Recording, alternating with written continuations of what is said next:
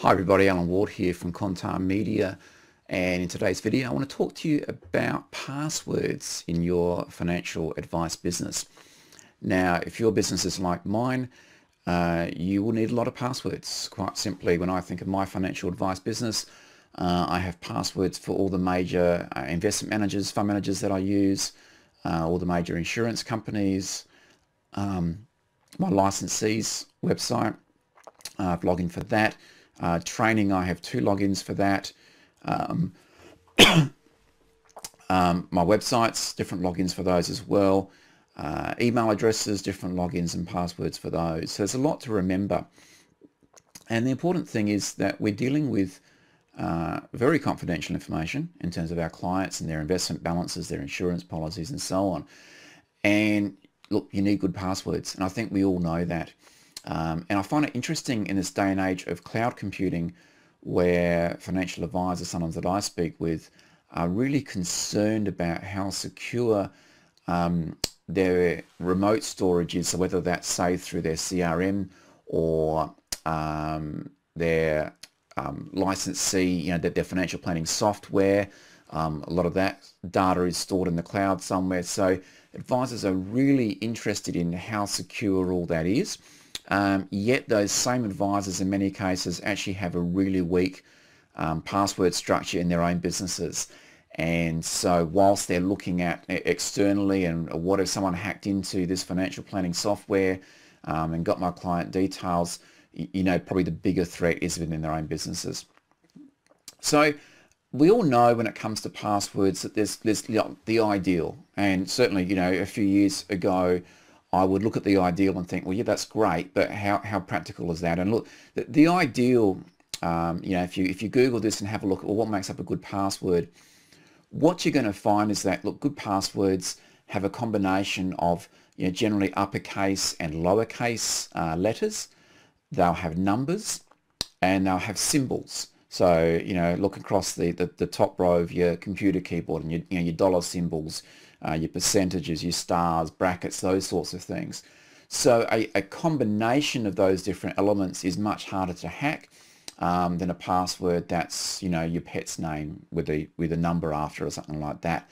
And also a random combination is much better than words. So someone's trying to hack into your password to your accounts, a lot of the times they'll be successful if you're just using some basic words and so on.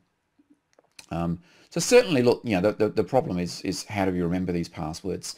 I once dealt with a guy in the IT world, and he did some work for me, and he had a password set up that I used to log into the thing that he'd put in place for me.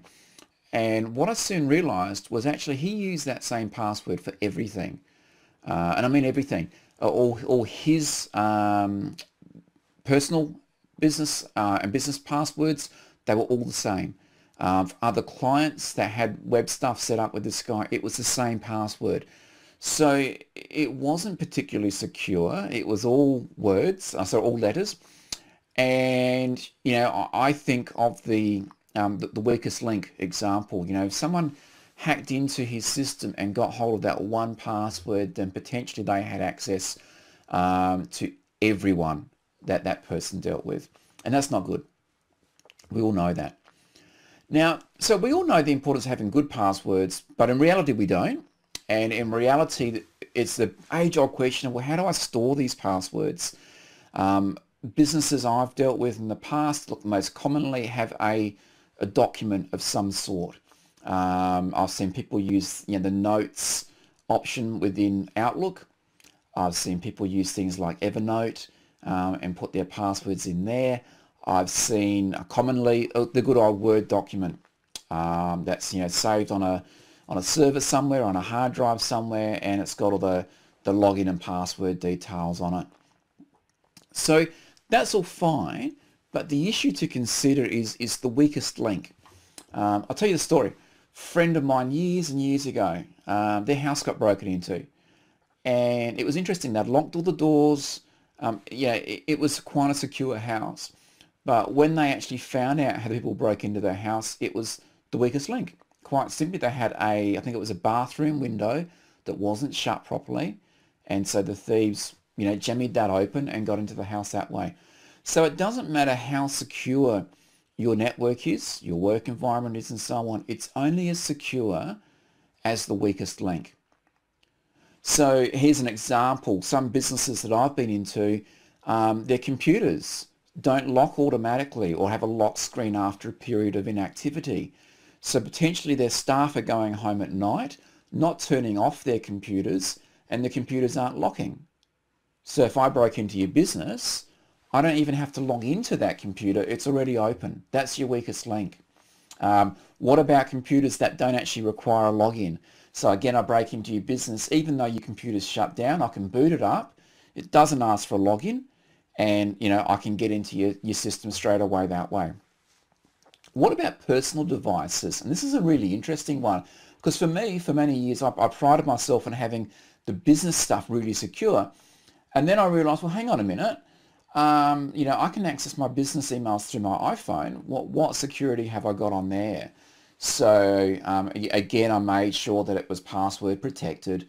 And now with the latest iPhones, there's the good old fingerprint thing in there as well, which ironically, with the fingerprint protection, as good as it is, my son's fingerprint works on it as well. So it's not fail-safe either. But certainly I was looking at it from the point of view of someone being able to, if they found my iPhone or my iPad and they got into it, could they send emails using my work email address and causing some potential brand damage? So now that's a lockdown as well. So look, have a think about your business and think about how you're currently storing passwords and the weakest links with that. So I've been involved in businesses before where it is a Word document, not even just on the server, but it's actually printed out and left on someone's desk. So you break into that business, thank you, they're all on your desk, thanks, I'll just take that and I'll go and cause a bit of havoc with your client accounts. I've seen businesses where passwords have just been kept in a top drawer somewhere. So however you think you're doing it securely, you're probably not. So what's the solution? Now, I found a solution a couple of years ago which really changed the way I do business, the way I do business when it comes to passwords, and it made me so much more efficient. And it also gave me peace of mind knowing that my passwords were safe. They were strong and they were safe. So what I ended up doing was I used a software program called Roboform, and I'll put a link to that in the blog post as well that you can go and check it out. There is I think a trial on there that you can grab, and then it costs something ridiculous like $20 a year or $30 a year. It's not a lot of money at all. But the way Roboform works is it's simply a password manager program. So you install it on your computer. Not only is it there on your computer in the taskbar, but also it has a toolbar in your browsers as well. So in Firefox, Chrome, those sorts of things, there's a Roboform toolbar across them. And when you log into a site, it'll ask if you want it to remember the login details. Next time you want to go to that site, rather than manually typing in the URL, you go to Roboform, you search for that particular site, press the button, it will go to the site, it will log in automatically. So that's pretty cool. So you don't even have to think about the password because Roboform does it for you. Now, how is Roboform secured? Well, really simply, when you set it up with one big, strong master password. Okay, so mine, like a good advisor, mine's a mixture of upper lowercase letters, characters, numbers, those sorts of things. I forget how long mine is. It's something like, it's certainly at least 8 characters. I think it's probably closer to 12, 13, 14. Now, initially, look, I'll admit, I wrote that down. It took me a little while to remember it, but believe me, after about a week of use, I remembered that password and don't need to write it down anymore. It's here, never forgotten. So all I need to do with Roboform, the first time I go to use it each day on my computer, it'll ask me for the master password. I'll type that in. Then essentially it's unlocked. So wherever I am on Firefox, Chrome, whatever I'm using, I can just go into Roboform, click on the button to go to say this fund manager's website or this insurer's website. It'll do it. It'll lock me in. Now, for new websites that I'm signing up to, it remembers all the stuff. Even, some websites are really annoying, like they ask you for the street you grew up on and those sorts of security questions. In a lot of cases, Roboform actually records that information as well, which is kind of awesome. So if you ever forget it, it's there in Roboform somewhere. The other really big plus with Roboform, the thing I love about it is a password generator as well. So when you're logging into something for the first time and it's setting up an account and it's asking you to create a password, you can do it in Roboform. You go into a section of it, there's a button there to work out how many characters do you want your password to be, what mix of characters, is it numbers, letters and special characters, or just numbers and letters, all those sorts of things. Press a button, generate now, it'll generate a password, there's a copy button next to it. You press that, paste it into the web form that you're filling out, press submit, and Roboform remembers that password. So it really gets around that problem of creating strong, unique passwords. Because believe me, for every account I've got set up for my business, there is a different strong password in place. Okay, as opposed to the old system of thinking of the password yourself and not being very creative in that and ending up with a whole bunch of passwords that actually look similar, if not the same one. So look, Roboform is awesome. I also use it on my iPad, iPhone as well. So remotely, I'm out the office, need to log into something. I go into Roboform on my tablet, press a button, and I can log into any of those logins that I've got stored in it. And it syncs across the board as well. So it's a really good program to use. Your staff can use it across the business. So you could use one instance of Roboform and have a couple of different users using it. And as you know, say every 90 days you're supposed to update a password in a website and it might remind you to do it. Well, rather than having to update individual Word documents and all that rubbish, Roboform does it all for you. So it's pretty awesome. There is another option, I think it's called LastPass. It's another one I've come across that people are using. Whatever you use something. I think you've got to agree that when it comes to our client information and logins, the cost to your business of someone hacking in and doing like dirty stuff with those logins is huge, as well as the brand damage and so on. So for goodness sake, make sure you've got really good passwords. And for me, the best, most efficient solution to have really good passwords is to use a password manager like Roboform or something like that. So hope you got something out of the video today on password managers.